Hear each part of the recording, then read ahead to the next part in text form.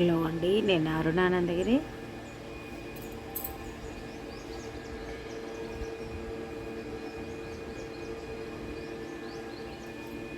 అక్కడైతే నైవేద్యం తినే పిట్టలు ఉన్నాయి.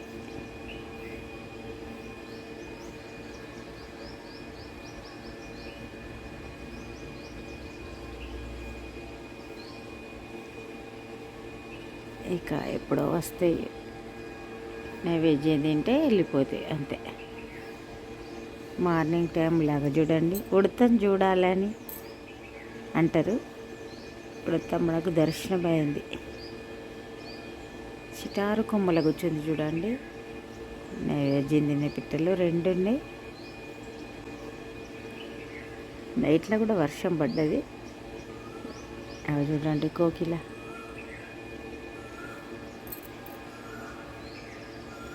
ఈ చెట్టు మీద కూడా 2 పిట్టలు ఉంటాయి చూడండి.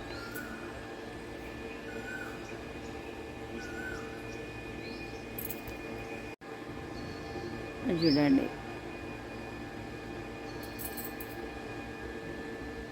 ఇంకా పక్షులన్నిట్లా ఉన్నాయి.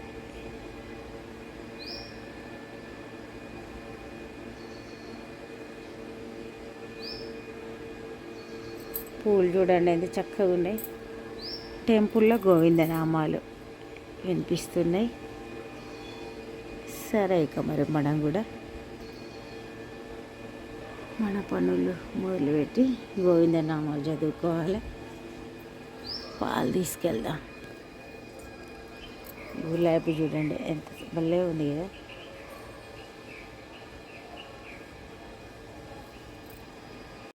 పొద్దున్నే టెంపుల్లో వచ్చే పాటలు వింటే మనం ఏదో వేరే ఊర్లో ఉన్నామా, ఎక్కడున్నాం అని అనిపిస్తుంది. ఎక్కడో ఉన్నాము అన్నట్టుగా. ఫ్లవర్స్, ఇక్కడ పక్షులు, అక్కడ పాటలు. సరే, ఇట్లా ఉంది వాతావరణం. ఇంకా సూర్యుడు అయితే రాలేదు. చల్లటి గాలి. అబ్బా, ఇది ఎన్ని ఏసీలు పెట్టినా ఇట్లాంటి గాలి మనకు ఉండదు. ఆ పక్షిని అసలు నైవేద్యం తినే పిట్టలు గిట్ట అస్సలు ఉండనిస్తలేవు. ఈ చెట్టు మీదకి ఆ చెట్టు మీదకి తిరుగుతూనే ఉంది పాపం. నేను అరుణానందగిరి. ఇక ఈరోజు నుండి వారాహి అమ్మవారి గుప్త నవరాత్రులు అంటారు. ఇక చాలా నియమ నిబంధనలు ఉంటాయి కాబట్టి మనం అన్నిటినీ చేయాలనుకోవద్దు అని నా ఉద్దేశం. ఇక మనకు ఆచారం కూడా లేదు. కొత్తగా చేయాలనుకుంటే, ఇక నేను అనుకున్నది ఏంటంటే, మనం యూట్యూబ్లో కూడా చాలా వీడియోస్ చూసిన, మనకు ఒకవేళ ఈ 9 రోజులు నిష్టగా ఉండాలనుకుంటే కొంచెం కొద్ది నియమాలన్నా పాటించి రోజు నిత్య దీపారాధన చేసుకొని మన ఇంట్లో ఉన్న లక్ష్మీదేవి అమ్మవారిది, సరస్వతి దేవిది, దుర్గామాతది, ఈ 3 ఏ ఫోటోనో పెట్టుకోవచ్చు. వారాహి అమ్మవారి ఫోటోనే ఉండాలనేది ఏం లేదట. అట్లా మనం ఫోటో పెట్టుకోవాలంటే ఇంకా మొత్తం ఒక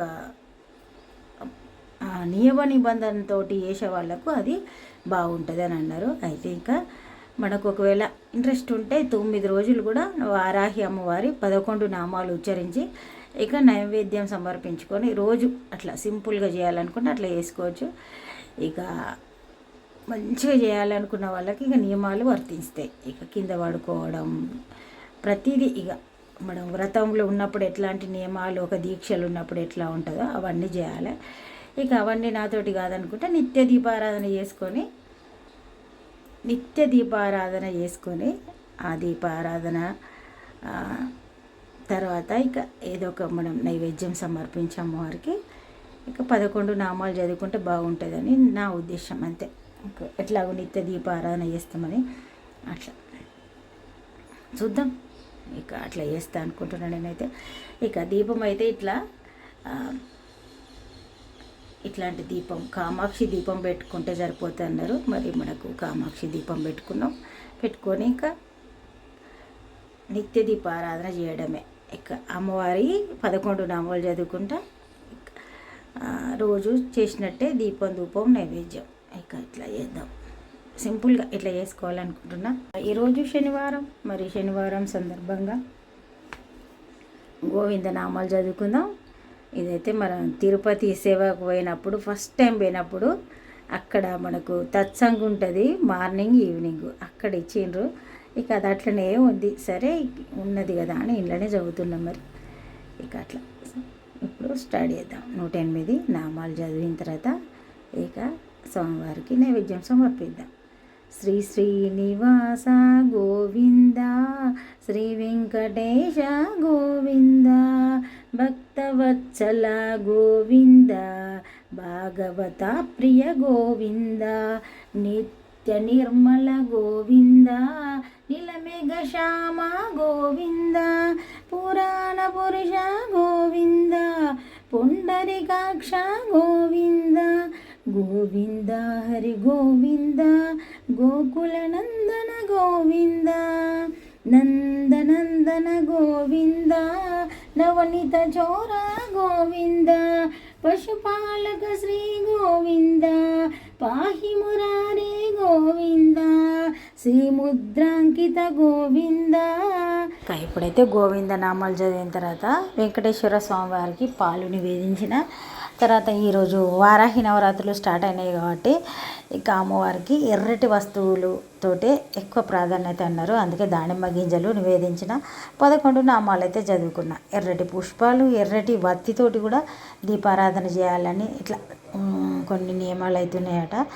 ఇక నాకు ఈ వారం రోజులు వీలయ్యేటట్టు లేదు అని గ్రహించి నేను మరి కొందరు 3 రోజులు 5 రోజులు కూడా చేసుకోవచ్చు అన్నారు. కానీ నాకు ఈరోజు ఒక్కరోజే వీలవుతుంది కావచ్చు అని అనిపించింది. అందుకనే ఈరోజైతే మరి సింపుల్గా ఇట్లా అమ్మవారికి దానిమ్మ గింజలు నివేదించి ఇక పూజ అయితే సంపూర్ణం చేసుకున్నా.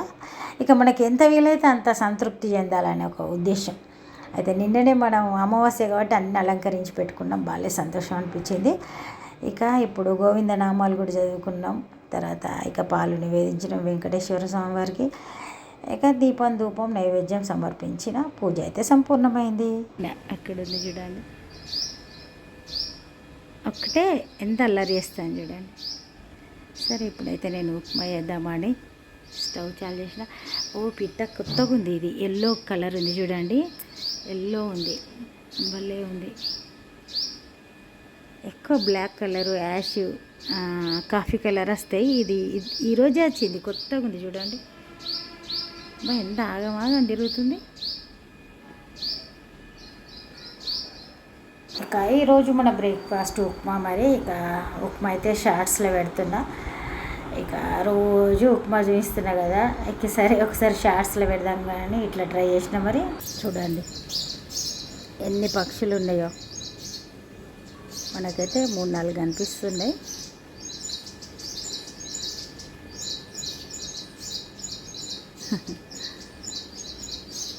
ఇట్లా అల్లరి చేసినాక మనకు సంతోషం అనేది ఉండకుంటుంటుందా చూడండి.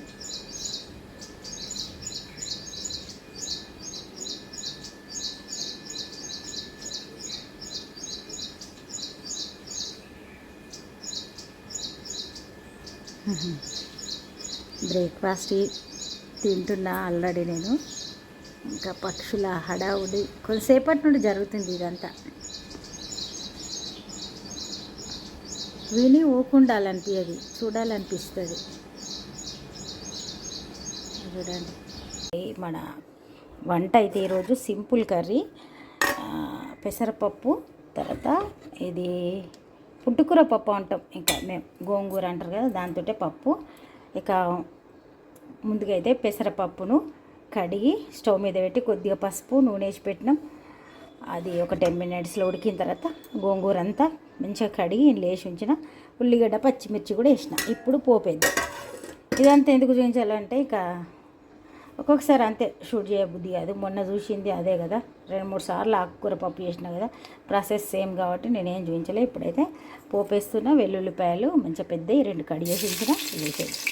వెల్లుల్లిపాయలు ఎక్కువ ఉండాలి. చూడండి ఈ పప్పులు అయితే ఎండుమిర్చి, వెల్లుల్లిపాయలు, జీలకర్ర, ఆవాలు, తర్వాత కరివేపాకు వేసుకోవచ్చు. అది ఆప్షనల్. జీలకర్ర ఆవాలు అయితే కంపల్సరీ ఉండాలి. ఇక ఎండుమిర్చి ఇప్పుడు మనం సమ్మర్లో కొని పెట్టుకుంటాం కదా పోపు, కానీ అవి బూజొచ్చినట్టు అవుతుంది. సన్నగా వర్షం పడుతుంది కదా, అట్లా అవుతూ ఉంటుంది.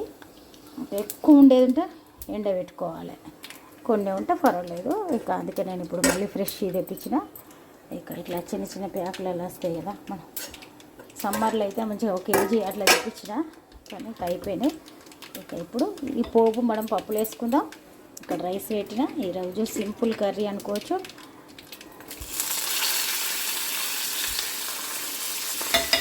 పుంటికూర పప్పు అంటాం, గోంగూర పప్పు అని అంటారు ఆంధ్ర సైడ్ అయితే. టేస్ట్ అయితే సూపర్ ఉంటుంది, మంచి పుల్ల పుల్లగా కమ్మగా ఉంటుంది. ఇక ఇప్పుడు పప్పులా ఈ పోపు వేసుకుందాం, తర్వాత చట్నీ కూడా చేద్దాం, గోంగూర పచ్చడి చేద్దాం. ఇక గోంగూర పచ్చడి మన ఇక్కడ తెలంగాణలో ఎట్లా చేస్తామో ఆ స్టైల్లో చూపిస్తాం, చూద్దాం. పోపు వేసినాం కాబట్టి ఇది పక్కకు పెట్టి వేసుకుందాం. ఇక రైస్ అవుతుంది, ఈ లోపల చట్నీ చేసేద్దాం. చట్నీ ఎట్లా చేసుడు అనేది చూద్దాం. ఇంట్లో పోపు వేస్తున్నా, ఏటువాయ్ పక్షి. మన వంట పుంటికూర పప్పు, మాటలే తలబడుతున్నాయి. ఈరోజు మన వంట చూడండి, పుంటికూర పప్పు, పుంటికూర పచ్చడి. ఇక వేడి వేడి అన్నంతో పచ్చడితో తింటే సూపర్ ఉంటుంది. ఇక చూడండి పెరుగు కూడా ఉంది, పెరుగులో కూడా పుంటికూర పచ్చడి నంచుకుంటే కూడా మస్తు ఉంటుంది. అయితే పప్పు చేసినాడే ఇది ఎందుకు అని అనుకోవచ్చు, పుంటికూరతోటే రెండు ఒకనాడు. ఎందుకంటే మనం కొంచెం పుంటికూర ఫ్రిడ్జ్లో పెట్టి ఉంచితే, ఇప్పుడు చల్లగా ఉంది కదా వాతావరణం, ఇంకా అట్లనే ఉండేసరికి అంత కొంచెం ఆకులు ఖరాబ్ అవుతున్నాయి. అందుకని ఈరోజే చేసిన, వేడన్నంతో తింటే సూపర్ ఉంటుంది. ఇప్పుడు సర్వ్ చేద్దాం. ఇక లంచ్ చేసిన తర్వాత మరి ఇక్కడ మళ్ళీ పక్షుల హడావుడి విని బయటకు వచ్చిన. ఇక చూద్దాం రండి, క్లయింట్లు కూడా వస్తే బయటకు వచ్చి షూట్ చేయాలి.